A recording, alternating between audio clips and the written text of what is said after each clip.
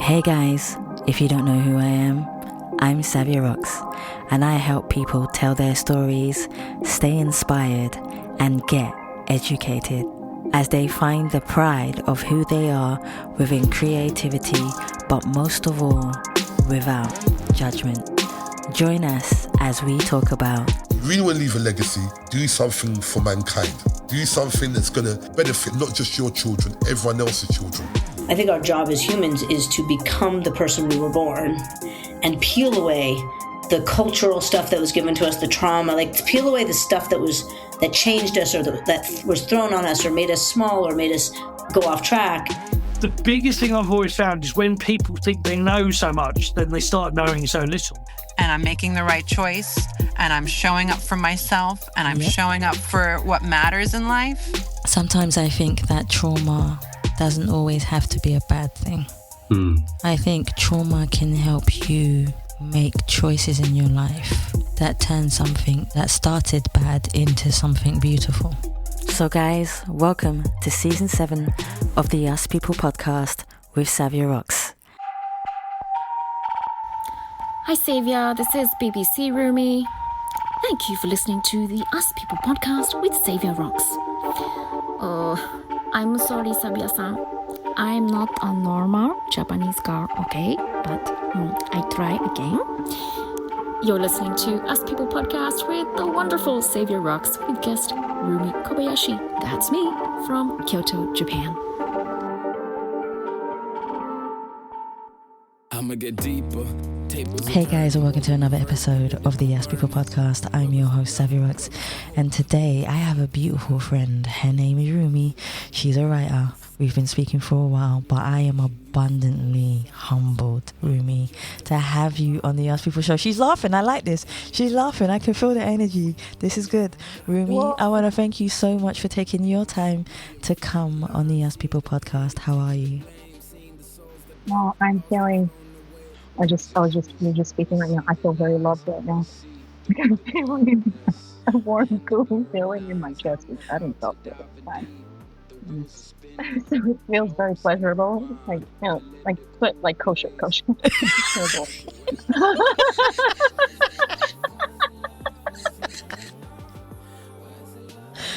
It's agape love. I like it. Love. No, I like it. No, keep that. Like I said, keep that emotion. Let it flow. Make you feel make it. Yeah, it's fine. It's meant to be that way, so it's totally fine. So this is your talent, Savia. I mean, you're just doing this to me. You're killing me with your pleasurable agape love. Aw, see? But that's how life is meant to be. You're meant to give love. That's it. We are all meant to give love. We're all meant to give love, but hey, that's a whole nother spectrum there. Yeah, that's a whole nother. I mean, the first thing that we need to give, the person that we first need to give love to is, of course, ourselves. 100%. We forget to do that. I think some of us find that hard, and I know that we spoke previously about that, and I know it's a roller coaster ride for all of us to be able to understand what love is and be able to give it to ourselves. But at the same time, the love is there. It's just finding it within us and what we're going through at that present time to be able to present it to ourselves. I think that's what it is too, which is really nice. So Rumi, my first question for you is, I've had the pleasure of speaking to you for an hour, even before we began the podcast, right? But I would love for our guests, could you tell us a bit about yourself, where you grew up, and how that influenced you to be the beautiful person who you are today? Okay. Okay. So I was born in Kyoto, Japan, which is where I'm living now. I'm just a regular Japanese girl. But the most common question that people ask me when they first meet me, which you didn't ask me, by the way. I'm very, very impressed. I'm heartened that you did not ask me, why do you speak English so well? I wouldn't ask you that, though. Yeah. Well, no, I get that all the time. The first question that people ask me. No, but thank you for not asking me that question, because sometimes I do feel like when people do ask me that question, I feel like I'm being asked, like, "Hey, sweetheart, why are you so smart? Why do you have brains?"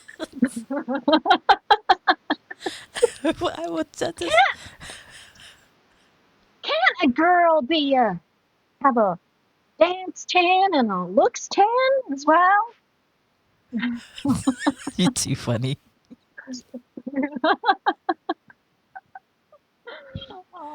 But yeah. Okay, so if you, I will answer that question, like, why do I speak English so well, in a moment. But that question, it tells me a few things.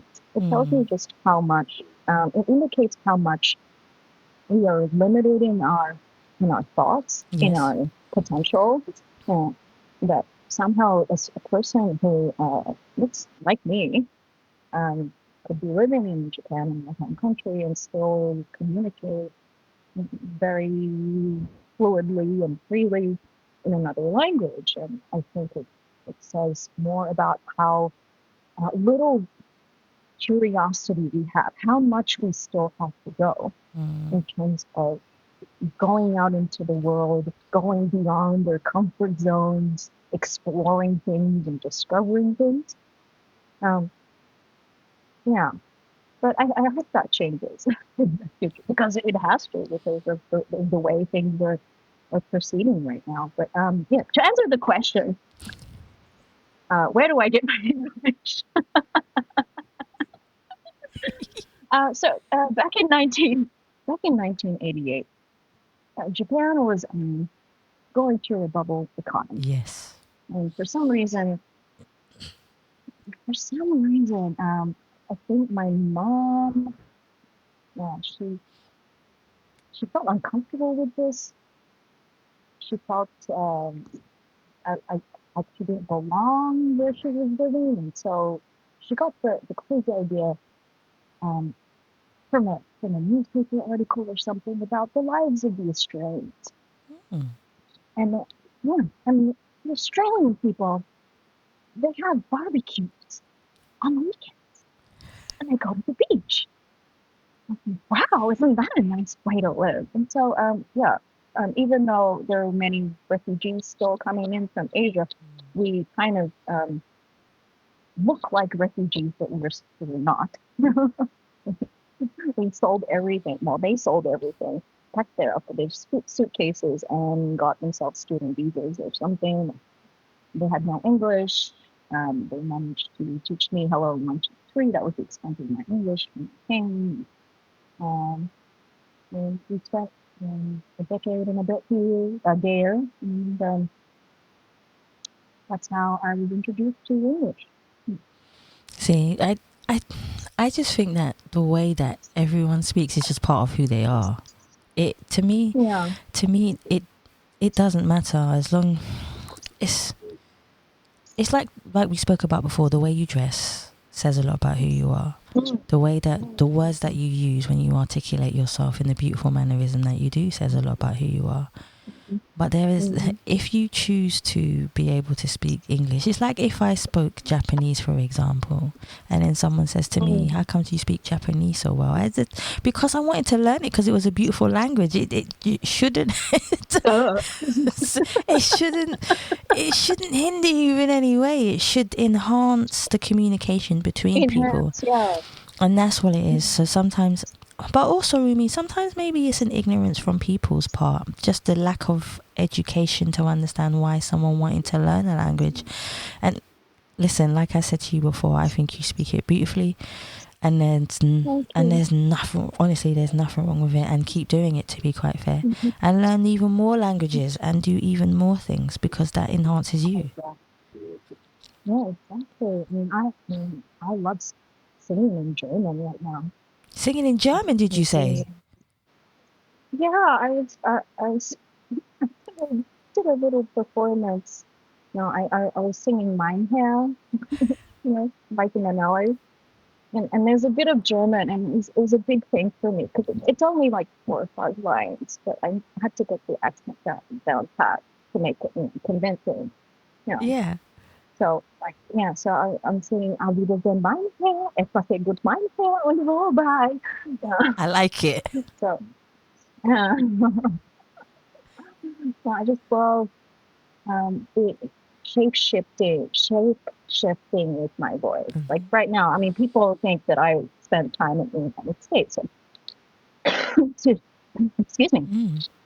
I've spent maybe like a total of 3 months in the United States. Like I've never actually lived there, but I kind of sound like that as if I have, because I feel like this kind of way of speaking brings out the quirkiness, Yeah. the strangeness. Yeah, I agree. I mean, I grew up in Australia, and I could speak like an Australian. It's no problem. But I got told I speak posh, and I'm like, no, I don't speak posh. I don't want to sound posh. So yeah. So that's why I speak in the way that I do. Yeah. Because it's like a nice base from which to bring out all my characters. Which is, you see, but that's awesome, because when you show your enhanced personality of who you are, it comes out. And that's how we're all meant to be. We're all meant to show the essence of our personalities within who we are. And that's why I think the world is beautiful, because there are so many people who dress so many different ways, who speak so many different languages. Could you imagine if everyone was the same? I don't know exactly. I don't know if we would all feel. Who would you fall in love with? Who would you like? Because we're all the same. So who would you have a chance to have? I like when people challenge me. I like when someone is quirky. I like when someone is even sarcastic and funny. And it's true. I like all the. I like when someone stands up for me, or when someone can't show me their emotions, but they have these emotions towards me, but they don't know how to show them. There's all these things that make the world beautiful, and that's why having us as human beings that are all beautiful. Well, some of us are spiritual beings, but we're just in a human form. But it's beautiful to be able to have all these layers of humans in the world, which challenge us to be who we are. I have a friend who's autistic. He's 15, and he's a very strange boy. Not just because not because he's autistic, but I realized that when we were out hiking together, he's a very fast walker. Yeah. But he doesn't look as if he's walking very fast. Like his movement looks very languid, very relaxed. But he's walking, the distance that he covers in the time is very short. And I'm looking at him from behind. This is a 15-year-old boy, and I'm thinking, like, why does he look like that? And I realized that he's actually walking like an ungulate, like a giraffe. I get it. And what I mean by that is that he hasn't been corrected by the various human sensibilities that make us inefficient and make us rigid. And we've lost the ability, because we don't do it very much anymore, we lost the ability to walk in a more efficient, beautiful way. Yeah. Whereas he's retained some of that. I don't mean in any.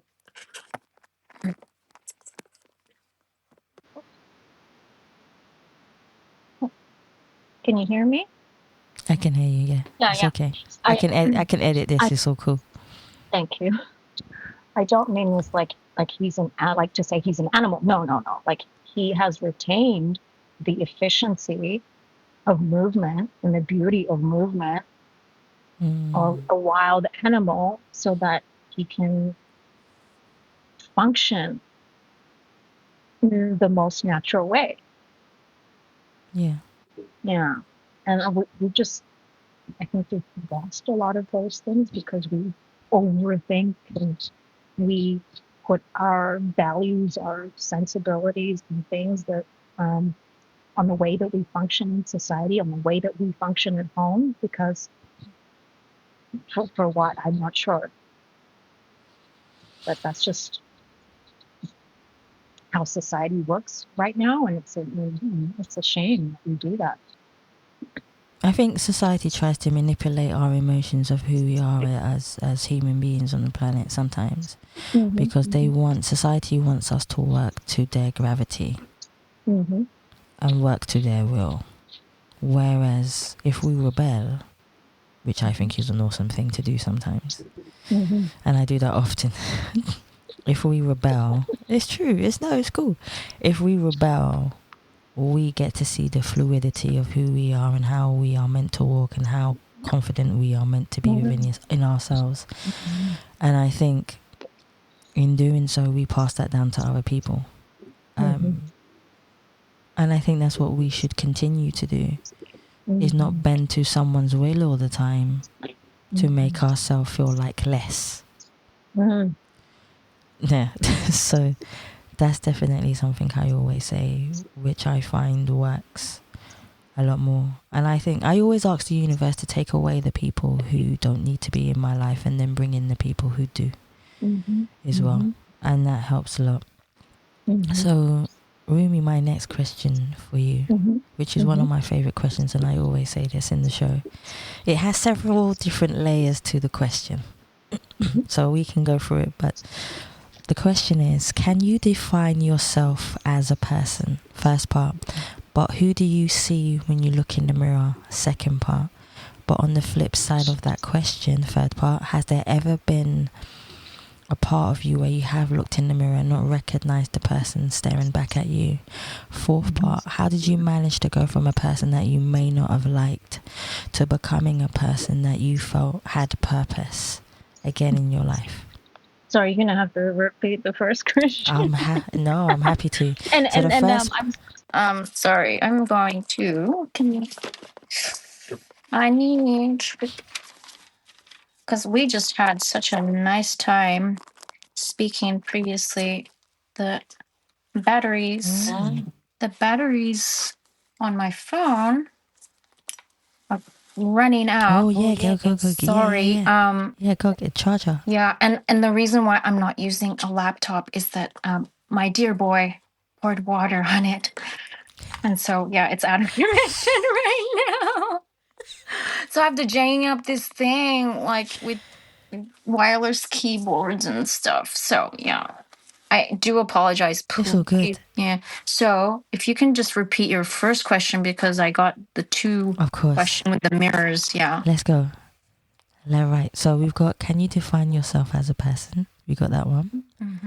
And then the other part is, who do you see when you look in the mirror? Which is the second part. And then the third part is, who do you see when you look? But on the flip side of that, has there ever been a time where you have looked in the mirror and not recognized the person staring back at you? So that's the third part. And then the last part is, how did you manage to go from being a person that you might not have liked seeing the vision of to becoming a person that you felt had purpose? I know that question is multi-layered.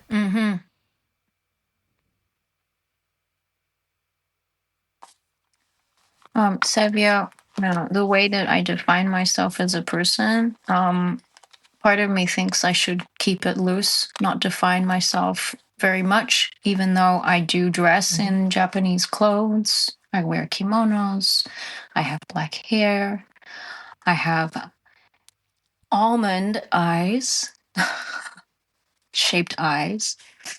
I'm very Japanese. But I think it's useful to keep a fluidity on who you are and who you can be, because it changes with every stage of your life. True. When I was a younger person, I'm still young. Yeah, we're all young. Come Oh, on. we're young till we die. When Yeah, I like that. when I was a younger person, I think I was convinced that I had no place in the world. And that's how I defined myself at the time. I didn't know what I had to contribute to the world. And I mean, one of the reasons why I came back from Australia to Japan was one of those reasons. I didn't feel that I had a place in that society. I mean, it's a great society. It's great, but I personally did not feel that I could contribute to anything there. So if we keep redefining who we are, then we can have fun with what we look like. Because when I was living in Australia, I mean, it was a very formative experience, but I was very much conscious of what I look like, of what my racial identity was. And you do hear this with a lot of diaspora people living in Western countries, growing up in Western countries. Because I am a Asian American, I am an Indian, British Indian, I am a Black whatever, I am a Pacific whatever. Then we get pigeonholed into certain categories, certain positions, certain jobs, certain limitations in our intellect, even when we define too much by what we look like. It's done for us. I'm not saying that my life in Japan is all honey and milk and honey, but I don't have to be aware so much of what I look like constantly. And so there's a freedom there. So I can be free to explore what I can be before I define myself as a person who couldn't speak Japanese properly, who couldn't speak English properly, who couldn't express themselves properly because they didn't know anything about any language. But I think when you let go of those hang-ups, the more you let go of those hang-ups, which are attachments to identity, then I think then you can give yourself permission to write or sing or dance or talk to people or be whoever you are. So I try not to define myself as a person too much anymore. That was a long-winded way. No, I loved it. It came from your heart. Mm-hmm. So in terms of who do I see in the mirror, more and more now, because I'm letting go of these identities. I'm letting go of these hang-ups and these limitations attached to my physical identity. When I do look at myself in the mirror, I feel like more and more. I mean, I'm still getting there, guys. Like, I'm not perfect. I'm working on it. I'm still working on it. I do see me. I don't see a Japanese girl. I don't see a woman so much. I just see a person that's trying to make it in the world. I see a person who's trying. I see a person who's slowly recognizing, oh, maybe you have worth just by breathing. Maybe you are a worthy piece of life just because you were born. Those are the types of really in the morning it's like yes, I'm a worthy person for just being here right now. So that's a big shift that I've been doing in the past couple of years. That sounds extraordinary. Yeah, well, I mean, it's not. It doesn't come from me actually. I have a friend who she's in her mid-50s, and when she was in her mid-30s, she was diagnosed with pancreatic cancer, stage 4. And I don't know if you know very much about pancreatic cancer, but the only thing I knew about it was that it's a death sentence. And she had an 11-year-old daughter who she didn't want to leave. So she told her doctor, "You're going to give me surgery." And he's like, "Yeah, you should should prepare for hospice." "No, you're getting me surgery." And so he said, "Okay." And so she had surgery in the major university hospital with all these different doctors looking and observing, because it was such a big event, and it was successful. And now she's 55, cancer free. See? Yeah. Oh my God. And when she was telling me this story, I said to her, "Oh, I'll try hard," like as in to, like, be happy every day. And she goes, I kind of imagine her like with a Burmese accent if she was speaking to me in English. Like she said to me, "No, Rumi, you're alive. You got up this morning. That's all you need to do." And I'm like, "Oh my God." I only need to get up this morning. That's amazing. Yeah. So yeah, she was a big wake up call. Because if you don't recognize these things about yourself, you don't look at yourself in the mirror and go, "Oh yeah, like I'm worth something. I'm a miracle by myself." Exactly. I'm a miracle that I exist. Remember that we are literally 13 billion years in the making, Savia. We are divine in that way. We've been here since the Big Bang. Okay. So if you don't do that, you don't recognize yourself. When you don't recognize yourself, you cease to become, you deny the miracle that you are. And when you start to deny the miracle that you are, then you have these cynical feelings. Then you think, "Oh, I'm not worth it. I'm not worth it. Therefore, other people must not be worth it. Oh, the whole world's against me. The whole world is set up to destroy us." And yeah, okay. Maybe some of that's true. Maybe there are players in the background doing shady things and all of this, but no, not really.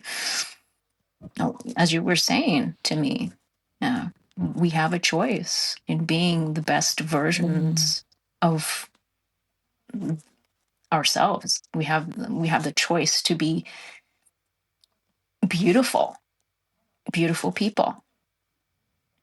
And yeah, when I didn't recognize myself in the mirror one time, then it didn't feel as if it was worth it. And I was like, it's not worth it. Like, but who isn't it worth for? what right do I have to say it's not worth it? My life is not worth it. No. We are a miracle. Why are we wasting a miracle? Exactly. Yeah, we shouldn't waste the miracle. So that's how I'm beginning, Savia. Not quite there yet. Hey. Remember, a warm, fuzzy feeling, okay? Yeah. Warm, fuzzy feeling. Oh, it feels so nice, doesn't it? Oh, gosh. Being just loved because you're there. You're here right now. You got up this morning. That's how we should just manage.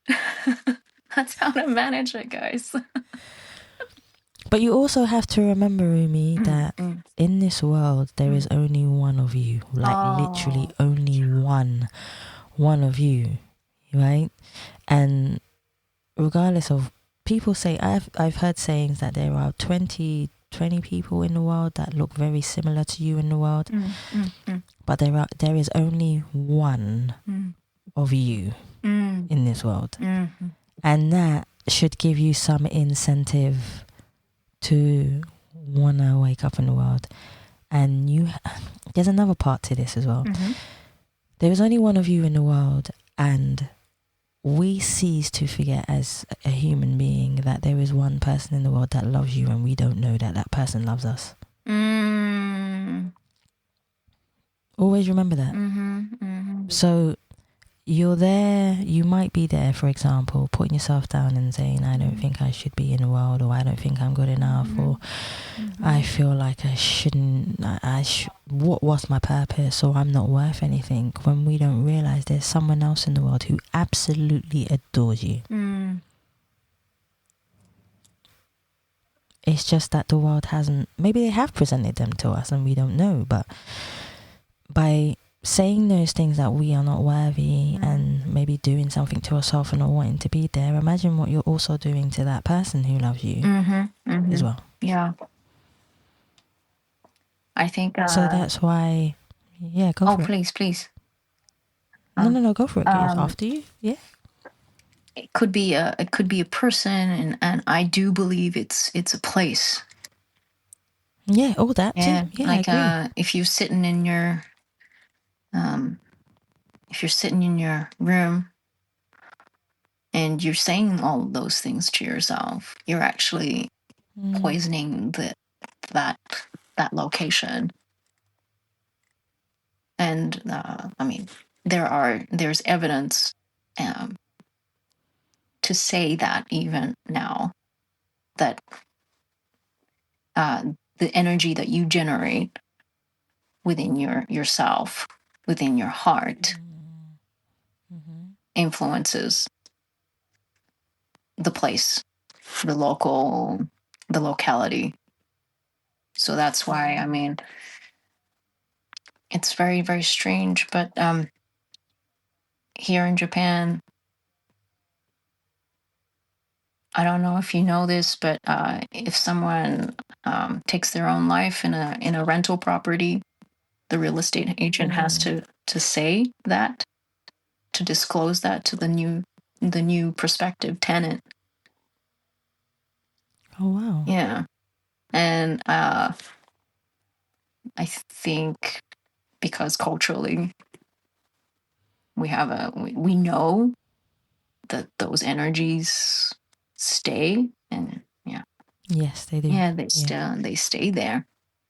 I mean, you can get it, I don't know what they would say in English, exorcised or something, maybe that's the term, but you could do that. They certainly, it's less common now, but they do that for new land that's breaking. Like, if you want to build over, you want to demolish a building and you want to build over it.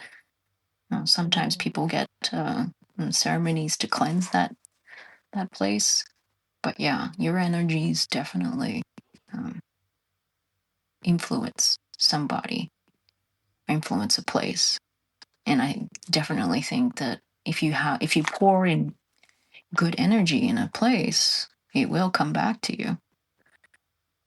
Yeah. I agree. Yeah. So if there's much love in a place, it'll come back. Yeah. It'll love you. I agree. I think definitely that one. It takes time, as we spoke about. It definitely takes time. So let's talk about your book. Yes. Let's grab it. You're like, let's grab it. Yeah. Let's grab it. Okay. I love the title.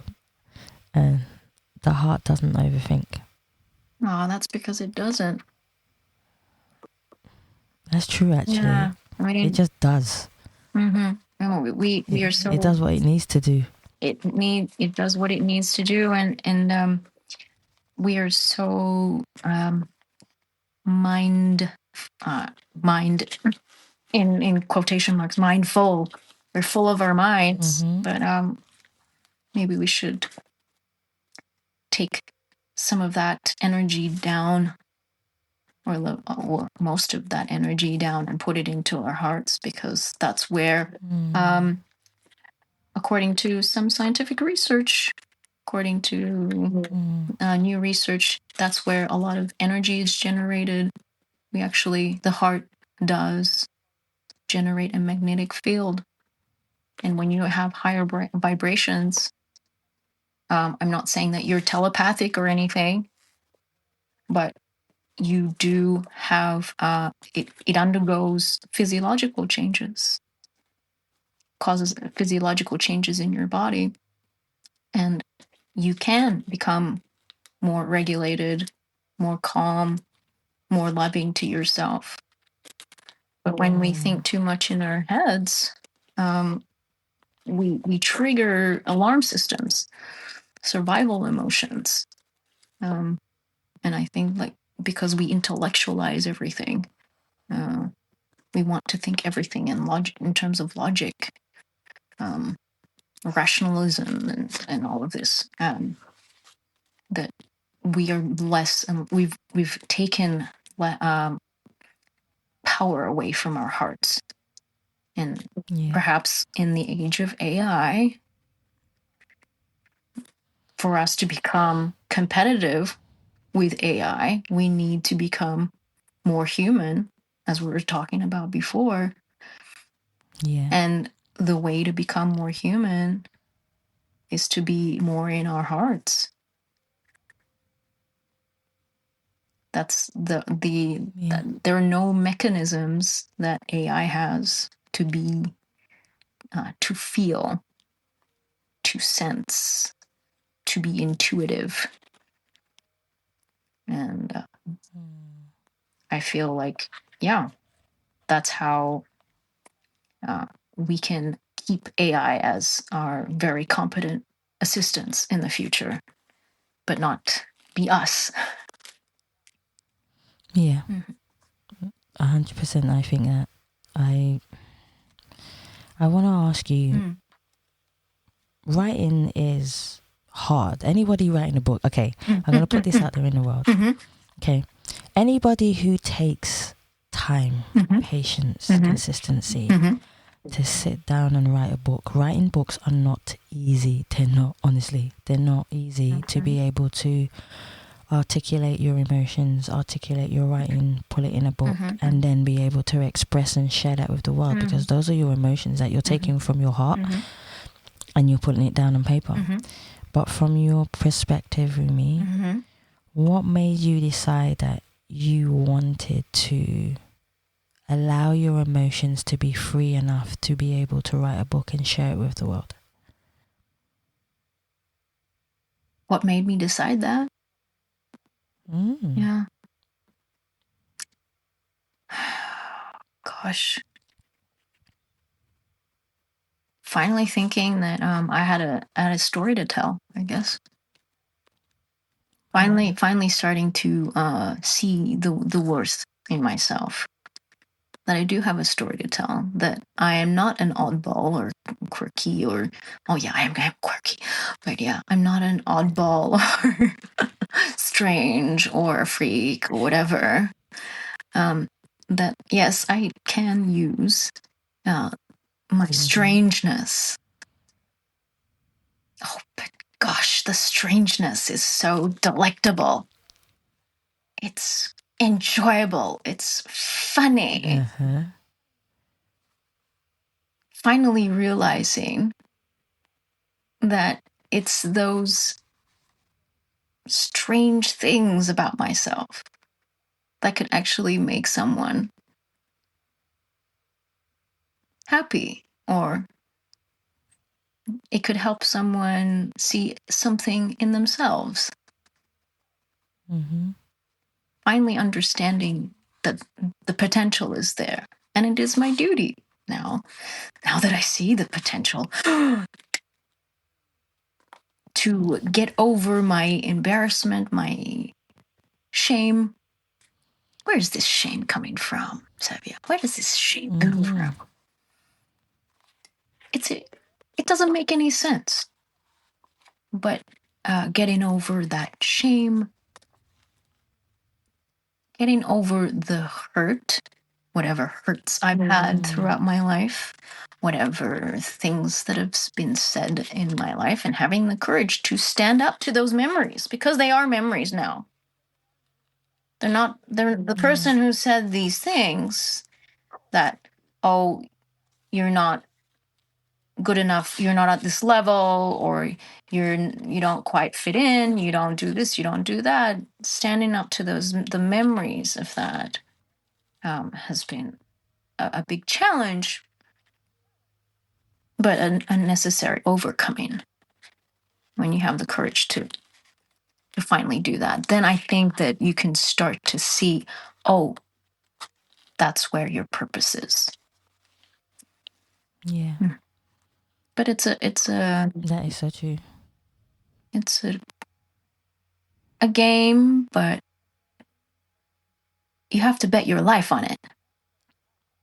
Yes, you do. Well, what's the point? And you're just wasting oxygen. Just wasted oxygen. In your book, you talk about understanding overthinking as a survival response. Yes. You also talk about letting go of self-sabotage and thought patterns. Yes. And there are so many more: expanding self-awareness and emotional capacity. There are so many things that definitely I resonate with. And well-being through service and community, strengthening one's inner access. I like that one. While remaining open to others.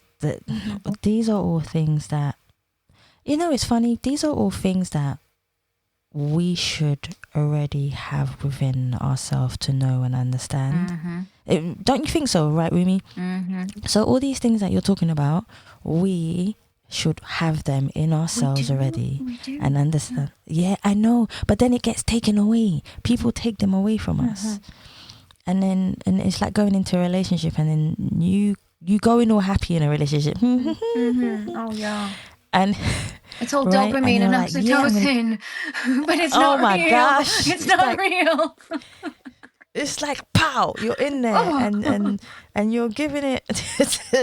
You give it all. You're like, yeah, I'm in there with you, and I'm going to give you all my good energy, and I'm going to love you, and I'm going to show you all my kindness.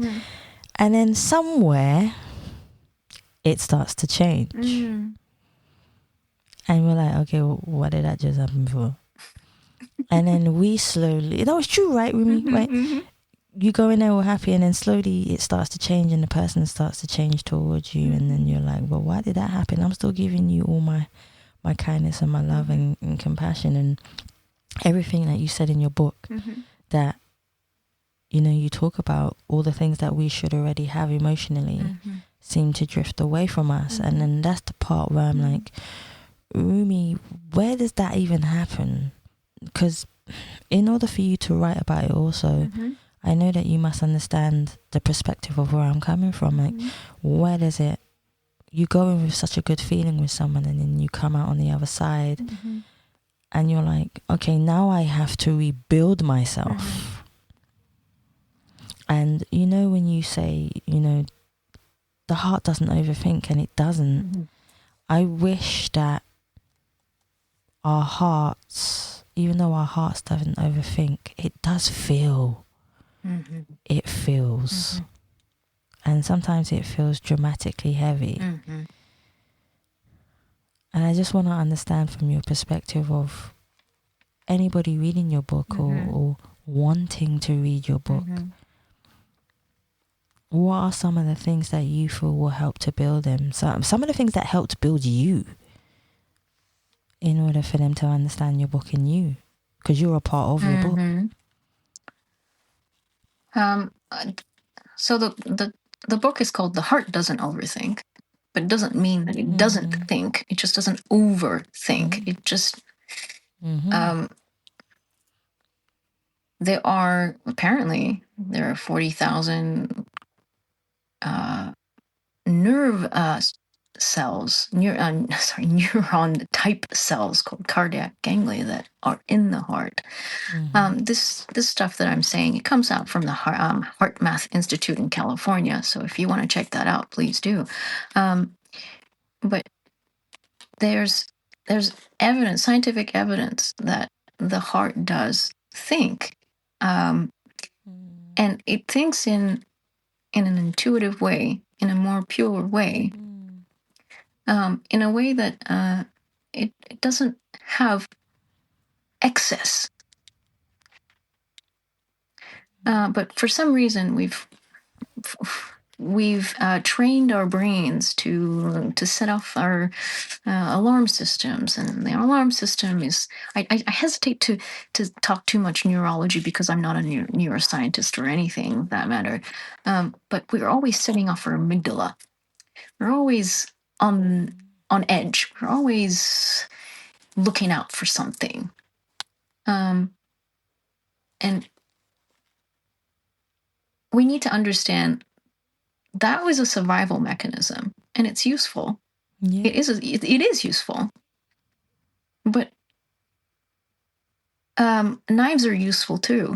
You just I love sharpening knives. Love my whetstone. And a sharp knife is a beautiful thing, especially Japanese ones.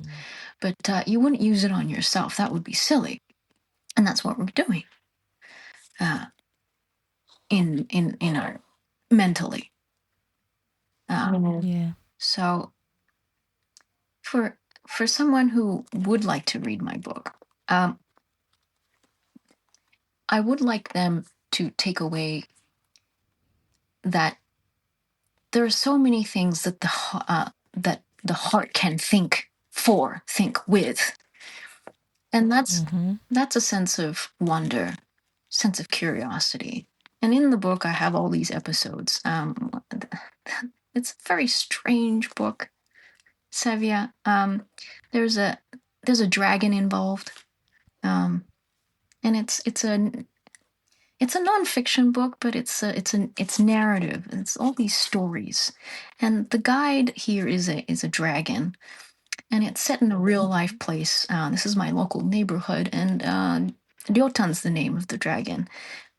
He's the official mascot of the shopping street that we have here. But I mean, of course, Ryotan is really me in many ways.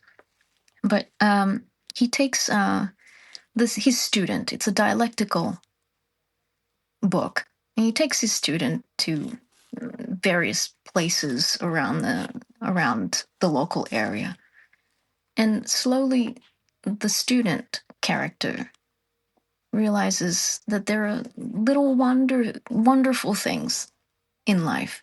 One of the big things that I talk about is food.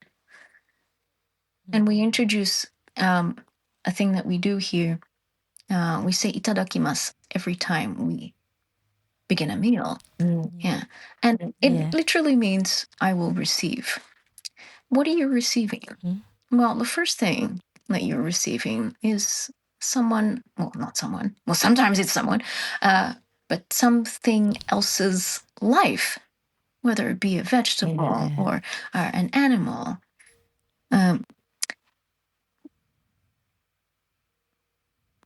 This word has Buddhist origins, but what they want you to be aware of is that even just one grain of rice, it takes an entire season. It takes an entire mass of people. Actually, there's a saying that there are 10,000 people involved in the making of a single grain of rice. And so when you're receiving your food, you're receiving labor, you're receiving time, you're receiving grace, you're receiving the abundance of the environment that it came from, right? Yeah. And so if you're just even a little aware, or try to be aware of these little wonders that we all take for granted, then I think we can start to believe in the miracle that is our lives, the miracle that is our existence. Just the fact that the earth spins in a certain angle. We have the 4 seasons in Japan that are very distinct. And though that environment, that process is one of the things that makes this culture long lasting, rich, and very fine. And I hope that by these the stories that are in the book, perhaps the reader will start to recognize the little wonders in their life. Yes. Yeah. It's right now, it's spring. Why are these plants coming up? Why is the sun coming up at a certain time? Why is it? I mean, it's difficult when you have daylight saving. I think we don't have daylight saving in Japan, but when you can feel the sun coming up earlier and earlier, you do have an appreciation for the birds, the clouds that have a certain shape at certain times of the day, certain times of the seasons, the light, the purples, and the oranges.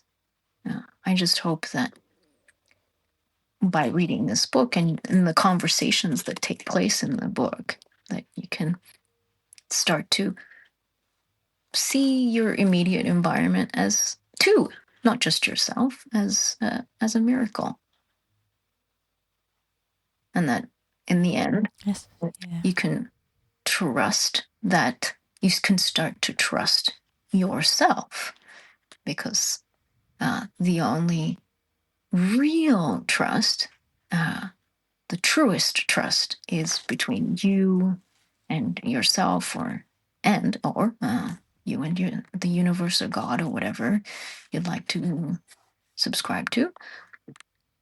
And when you have that, things become just pleasurable, just wonderful, beautiful. I mean, if I might say so, Savia, I mean, I love the fact that you begin your emails with good, beautiful morning. It is a beautiful morning, guys. We forget this. Even if it's raining, it is a beautiful morning. I do talk about there is a conversation. It's like about the words "bad weather." Right? I'm like, what? There's nothing bad about the rain. Actually, we should be thankful for the rain. That's what I say. Yeah, that's where your food comes from, Exactly. people. There ain't no grain if you don't have no rain, right? So, I like that. Yeah, I'm a poet, Savia. You are, literally. Poetry.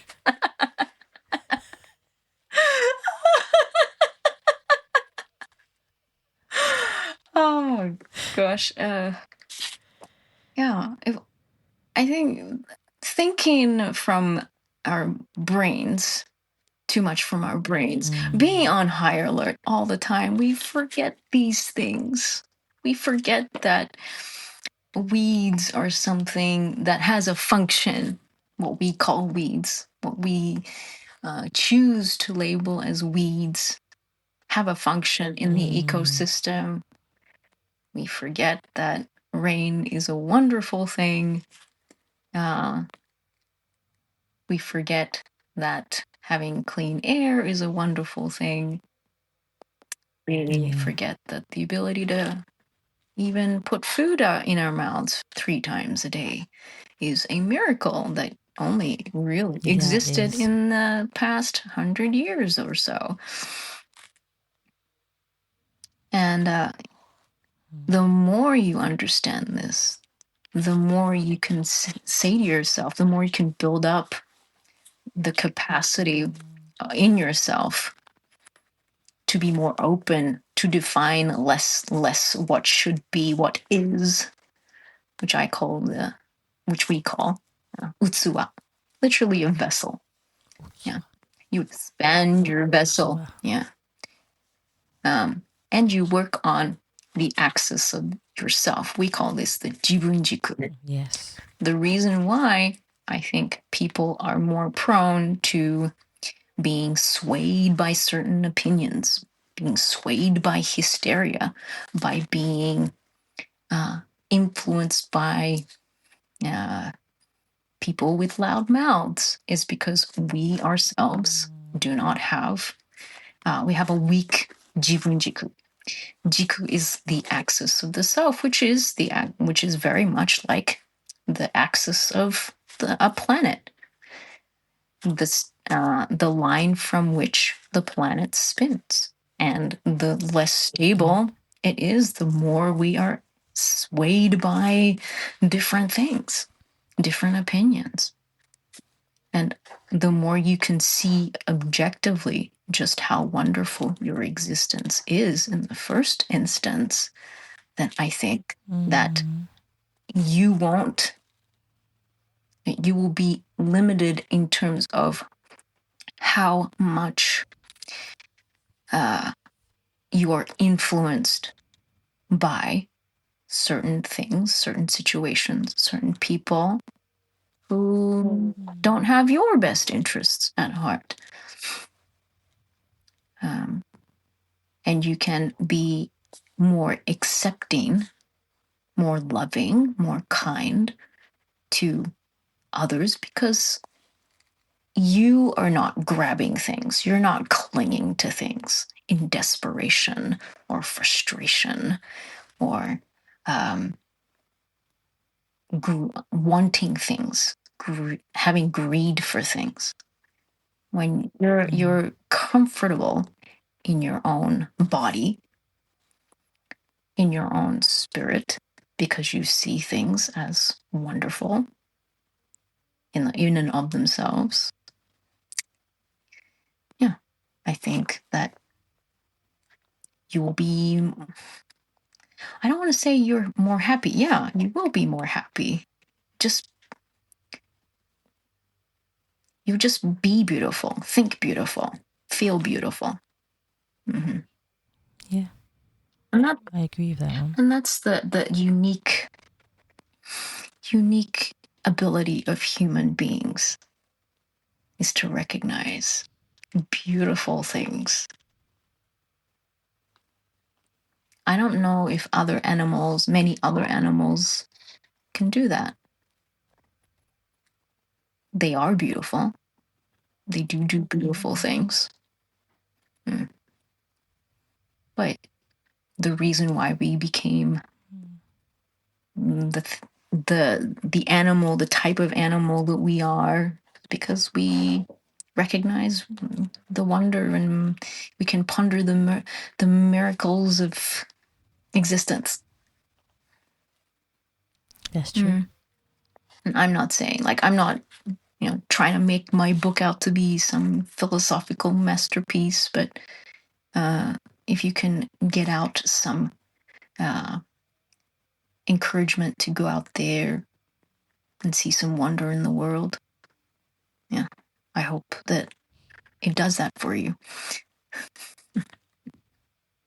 I think that's enough, to be fair, in the sense of, if something does something that resonates with someone's soul in a positive way, then your book has done its purpose.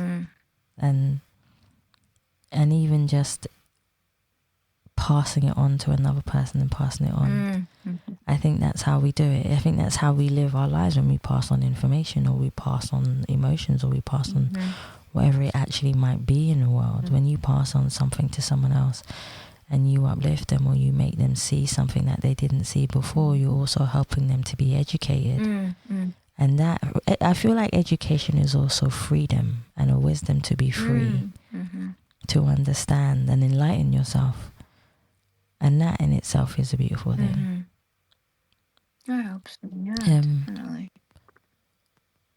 My next question for you is about judgment. Judgment, yeah. And I know we've spoken on... I'm a Libra. We've spoken about I didn't tell you this before, but yeah. Oh, okay, let's do this. Okay, I'm very good at judging. Okay, go. I like this. No, I like this. This is cool.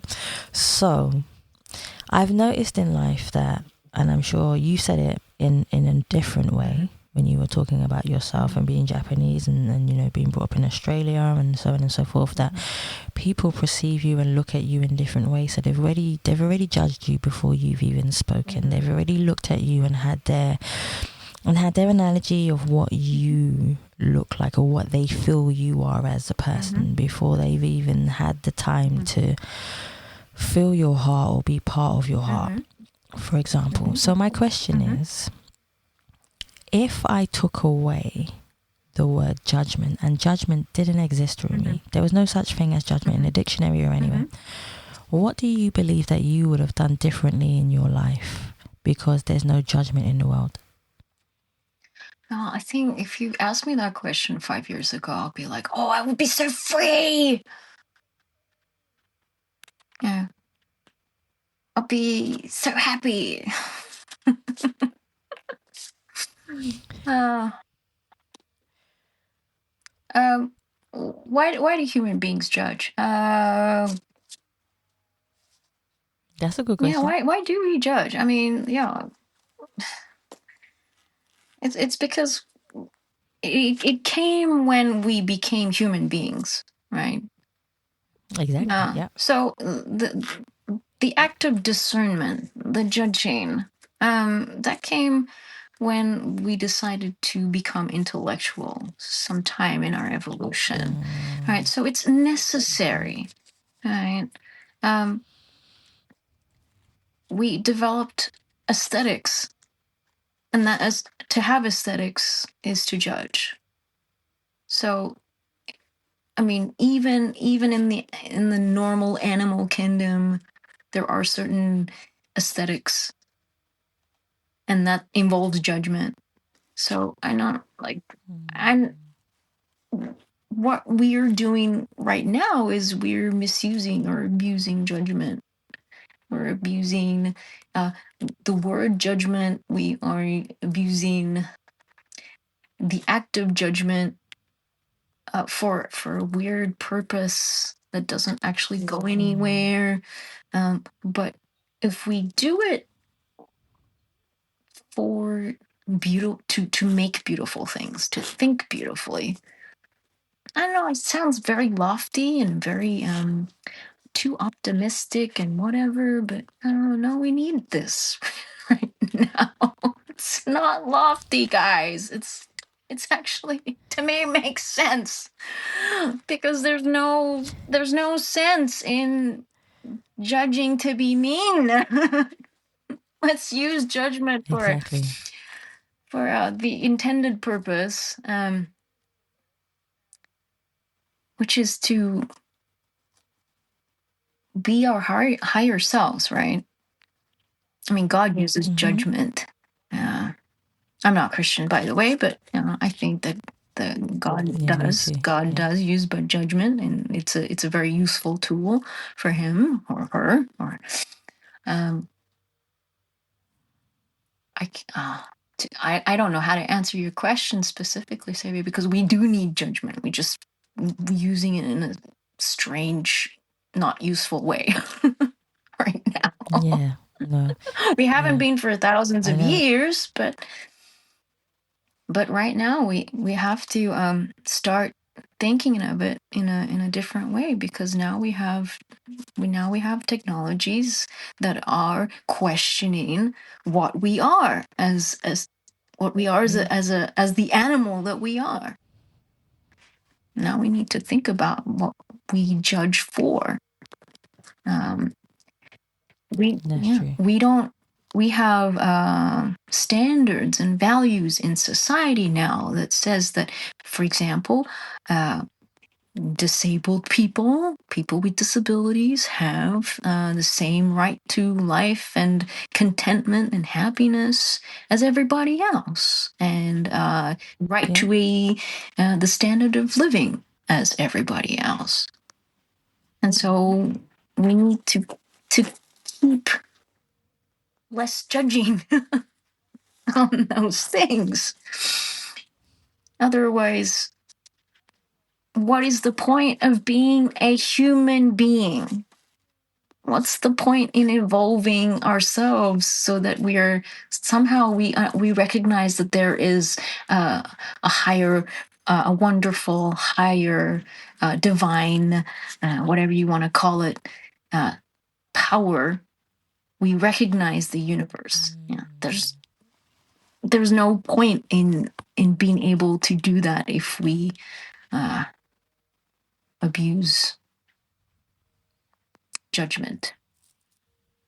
I hope that answers your question. No, it did answer my question. And there are several people who I've spoken to who says that we need judgment in the world. Mm-hmm. And there are people who say that if you took away judgment in the world, like you said, they would be more free and more ambient and be able to live a purposeful life. But I think in my heart, I think you should always be able to try and live a purposeful life in your own way. And there are always going to be people who are going to have opinions on you or towards you or around you because of who you are. And also people judge because sometimes the judgment comes out of jealousy. I've realized that too. So for me, everything you said has an abundant meaning, and it's meaningful to hear it. I've only got 2 more questions for you, but my second to last question is about peace. When was the last time? About what? Was about peace. Peace, right? Peace. When was the last time that you felt totally at peace with yourself? Last Tuesday, but I don't know if I want to disclose why. Hey, I want to know, Dal. But I mean, yes. To be fair to the other to the other person, the person on the other end of that exchange, I won't disclose why I felt at peace on Tuesday afternoon, but I did feel. I did feel at peace approximately 1 hour and 4 minutes ago when I said, wow, I feel really loved right now. Like seriously, it's such a nice feeling when someone says to you, I want to hear your story. Yeah. For no reason, like what, like it's out of the blue. Like, who are you? I don't care, but I feel a lot of gooey love right now, and it's I swear it's agape love.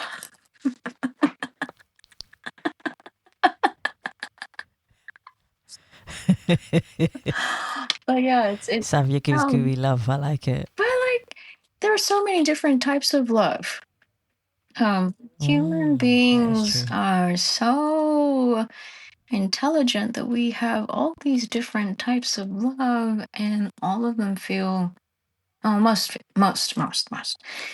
feel absolutely wonderful. I feel like when you go out onto the street and you catch a train, you get on the bus, there is a dialed down energy, because we've forgotten to love. And when I say we've forgotten to love, I also mean that we've forgotten to have wonder, have that sense of wonder in our environment, within ourselves, and that is a big theme in the book. But gosh, when you, I hope you don't mind me saying this, Savia, but when you do speak your loving words, it is extraordinarily pleasurable. when you have that warm, gooey feeling in your chest. So yes, I was at peace last time, 1 hour and 6 minutes ago.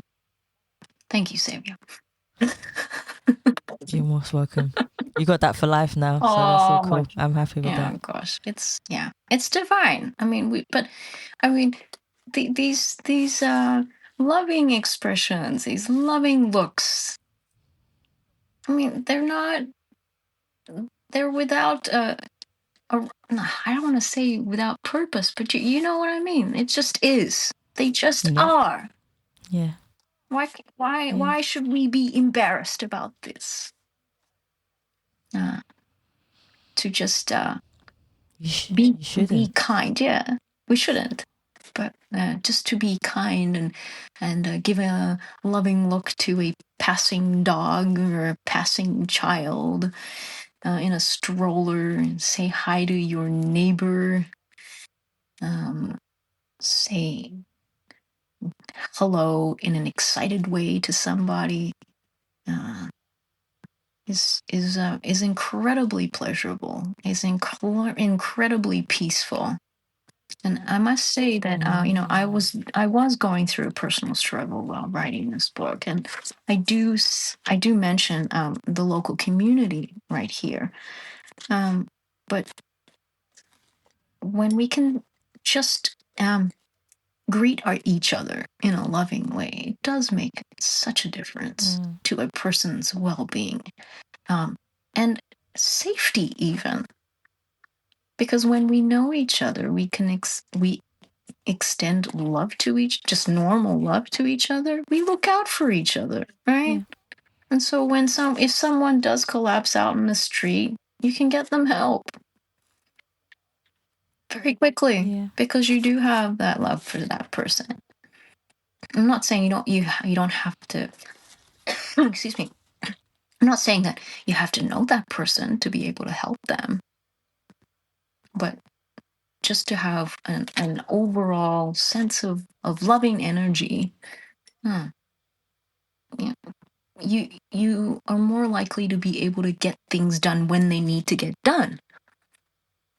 Yes, that's true. Yeah.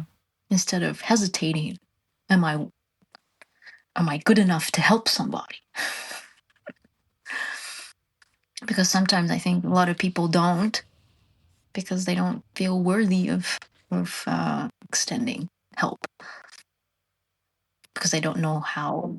They don't know if they'll be taken in the correct way or whatever. And we start to overthink even during an emergency, for example.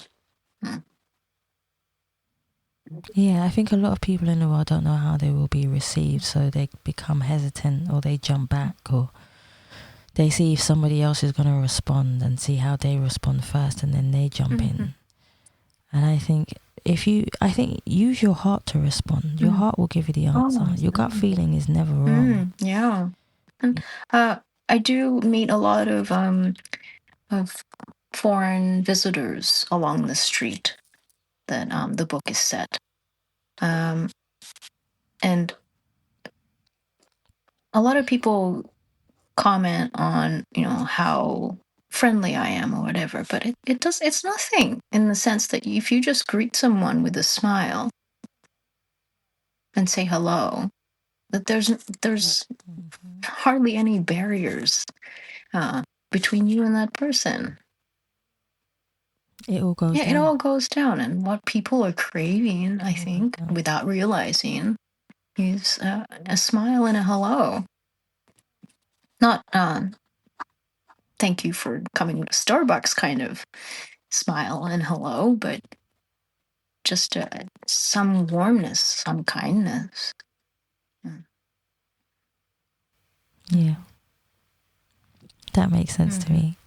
My last question for you, Rumi, is I've had the pleasure, before I had the pleasure of saying thank you to you. Oh, thank you For coming on the show. Well, thank you for having me. Oh. Thank you for giving me that agape love. It'll reverberate for a long time, I think. Yeah. That's just gonna keep on coming. Now, yep. That's going to keep on coming. So I would love for everyone to be able to find your book when it's released or whenever. Just, I would love for people to be able to connect with you and find out more about you and find out more about your story. Where can we find you? You can find me on Instagram, Rumi Kobayashi author. You can also find me on YouTube if I get around to doing more. I mean, gosh, guys, like raising a toddler, it's a lot of hard work. Writing a book is a lot of hard work. So yeah, I I'm working on it, guys. So Instagram, YouTube, where else? I do send out a newsletter, but yeah, it's just been it's just been a little bit more difficult these past couple of months because of the thing that happened on Tuesday afternoon. Which I will refrain from mentioning too much in fairness to the other party. But I think those two main things, yes. I do have a Stan store if you want to support me in any way. Yeah. I think that's it right now. I will get to other things. I just have to take things as slowly because the boy is still small and he's just starting elementary school in April. So yeah, gosh, graduation yesterday from his kindergarten. Yay. Yeah. So in April, he'll be starting elementary school, primary school for those in the UK and Australia. See, this is where Rumi, I've had the pleasure of talking, everyone else, you've had the pleasure of listening to Rumi for an hour, but I've had the pleasure of talking to her for 2, which has been absolutely phenomenal. And this is where I say to you, I want to say thank you so much for being open, being honest, being loving and kind, and showing who you are as a person, for making me abundantly laugh as you have, but more than anything, for you just being yourself and trusting me to come on the show and tell your story in your authenticity and in your authentic way. So from me to you, I want to say thank you so much and how much I appreciate you, and I look forward to our friendship also carrying on from here. So thank you so much for coming on the show. Thank you. I appreciate you, Savia. Like it's nice to, I think people who have a wonderful heart have a very soothing voice, and you put it on radio or podcasting. You also sing. I think that the more we use our voice to do good in the world, I think the world can only be a better place. I really think that. The humans became humans when they developed their voice in a complex way. So I think that's what will enhance us, and maybe even to say something big, even save us in the future. So I thank you for thanking me, and I thank you for this gooey feeling in my stomach, in my chest right now.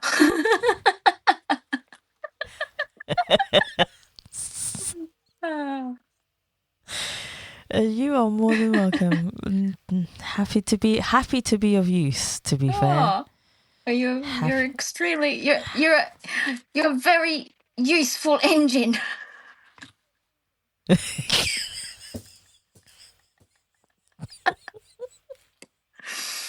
The boy's a train fan. Okay. Yeah. See, there you go. So this is where I say, guys, I want to thank you so much for listening to the Us People podcast. Please remember, you can subscribe and leave us a review on Spotify, iTunes, Google Play, or any other platform that you prefer listening to. You can also go on any other platform. You can go on the Savia Rocks website or the Us People podcast website, where there are inspirational stories and which match each podcast and each episode every week that comes out. So please have a read of those. And you don't just have to listen to the most recent episode of the Yes People podcast. You can go to anyone that you feel resonates with your soul, anyone that you feel will uplift you, or listen to anybody's story that you feel has some significance in your life and pass that on to somebody else who needs it. And this is where I say to you guys, again, thank you so much for listening.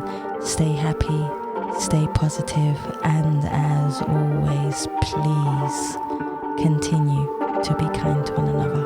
Take care. I'ma get deeper, tables are turning, world in reverse, political burning. Where is the love? Where is the hope? Where is the faith inside?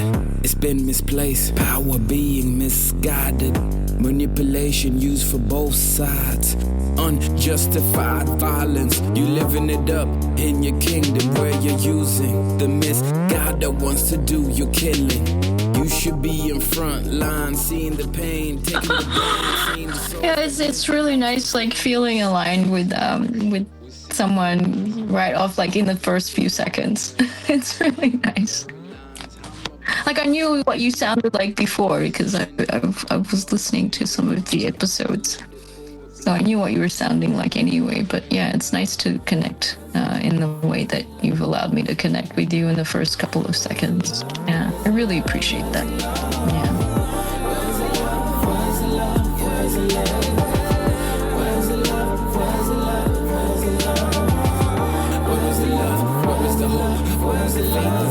How do you breathe and how do you sleep? I guess it's a lie you've been telling yourself. Get deeper, tables are turning, world in reverse, political burning. Change the status, sins of your fathers, ripping through time, we living and breathing it. How could I breathe when I see people dying on both sides? We need to do better, shell shock, yeah, imagine that. Powers pretending they don't even have blood on their hands. Playing on both sides, you know what you did. Change the status quo, sins of your fathers, ripping through time, we living it, breathing it. Kings and queens, mass destruction, digging mass graves, driven by the greed. You don't really care, devil smile in my face. Your hidden agenda ain't really about peace. Your hidden agenda ain't really about love. How do you breathe and how do you sleep? I guess it's a lie you've been telling yourself. The lies we see through the darkness and the blurry lines. I'm about to dive in deep. The wheels are spinning, globes in rewind, political ablaze.